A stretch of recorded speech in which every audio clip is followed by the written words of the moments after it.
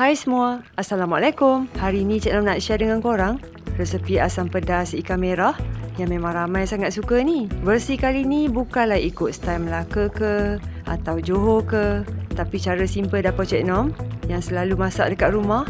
Macam ginilah. Tak ada banyak bahan macam resepi yang lepas, tapi ringkas dan power hasilnya. Kalau cakap pasal asam pedas kan, memang tak pernah jemu lah. Kuah dia pedas-pedas, masam, pekat berkilat. Sekali bau je dah buat telan air liur. Kunci dia senang aja.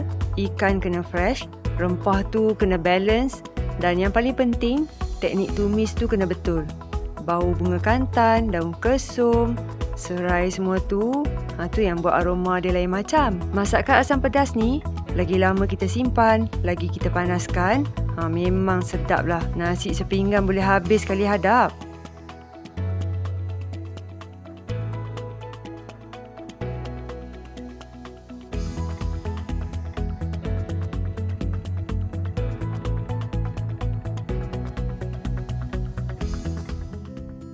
Okey, jom kita mula masak.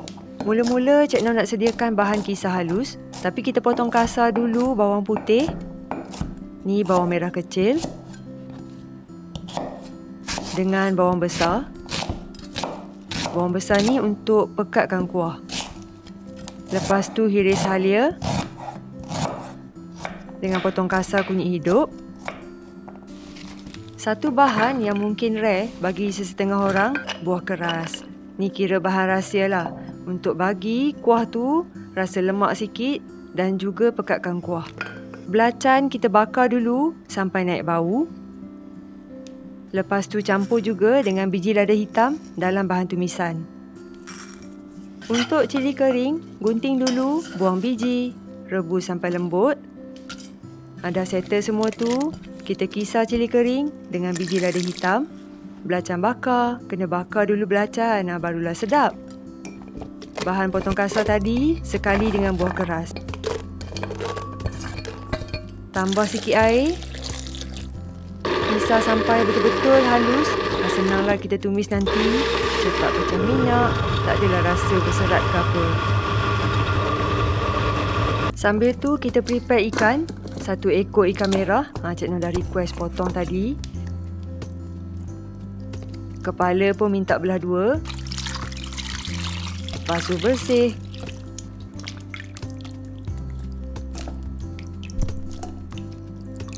Lepas tu rendam sekejap dengan air asam jawa dalam 10 minit. Tips ni macam biasa untuk kita hilangkan bau hanya ikan. Untuk bau aromatik tu, bunga kantan kita belah 2. Batang pun Cik Nom ambil belah 2 sebab sayang nak buang. Mahal tau beli bunga kantan kat bandar ni. Daun kesum, Cik Nom suka ambil daun dengan batang yang lembut aja.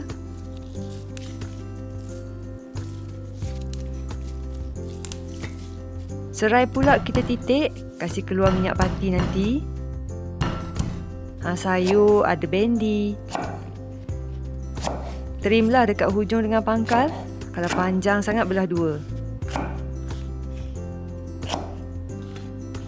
Tomato belah 2.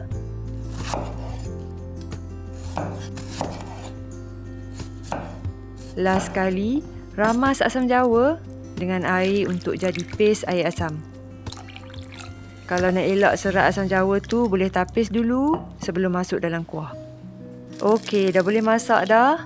Panaskan minyak yang agak banyak lah dalam kuali. Ni penting kalau nak rempah tu betul-betul garing dan hasil asam pedas kita tu mantap. Tumis dulu serai sampai naik bau. Minyak tu dah infuse lah dengan serai punya flavor. Dan boleh masuk bahan yang kita kisar tadi. Tumis kacau rata sampai rempah pecah minyak.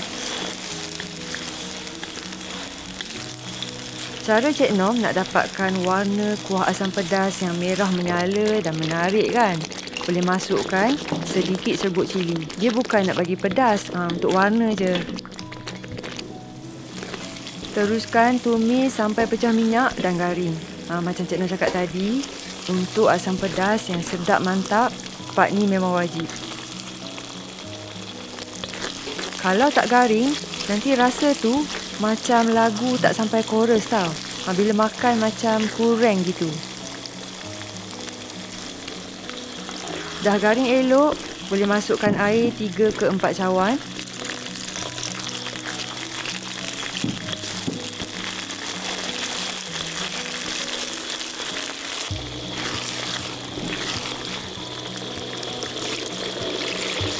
Tambah juga air asam jawa. Dan tips penting, air asam jawa kena letak sikit-sikit dulu. Nanti kita rasa, kita adjust lah ikut kemasaman yang kita suka. Sebab setiap asam jawa tu lain tahap masamnya. Lepas tu korang boleh masukkan bunga kantan.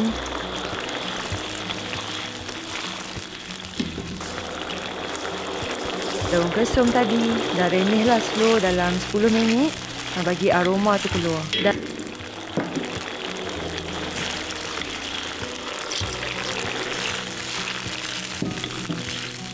sekarang bolehlah perasakan dengan garam dan juga serbuk seasoning. Biarkan kuah masak mendidih dulu. Lepas tu baru boleh masukkan ikan merah. Tips ni untuk isi ikan tu kekal cantik dan tak hancur.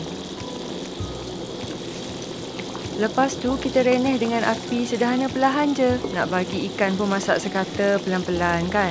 Tak perlulah nak buka api besar-besar. Kena slow and steady gitu. Last sekali, masukkan bendi dengan tomato.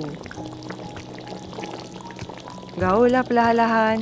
Biar sayur tu masak lembut tapi ikan tak hancur. Bila isi ikan tu dah bertukar daripada warna jernih jadi putih, maksudnya ikan dah masak. Lepas tu dah boleh tutup api dah. Dah siap. Asam pedas ni ngam sangatlah kalau kita makan dengan ulam-ulaman, telur masin dan of course lah nasi putih panas-panas. Bolehlah kita hidang. Nasi jangan lupa tekan. Sekali dah lauk dah siap, nasi tak tekan pula. Kuahnya merah berkilat dengan minyak terapung meladung lah. Boleh tahu yang asam pedas ni dimasak dengan sempurna. Tapi minyak tu boleh kaut keluar lepas masak. Jangan risau. Cik Nam ulang balik tips penting, minyak kena cukup. Kalau minyak tu ciput je, rempah tak jadi garing. Dan rasa memang tak sampai chorus lah. Lepas tu rempah kena kacau lama-lama dengan api perlahan sampai pecah minyak. Jaga jangan bagi rempah tumisan tu hangit pula nanti. Kuah pun boleh adjust, nak pekat ke, nak cair ke. Tapi ingat, kualiti asam jawa tu main peranan yang besar. Lagi lama kita renyah kuah ni, lagi kau lah rasa. Okey, selamat mencuba. Jumpa lagi. Bye.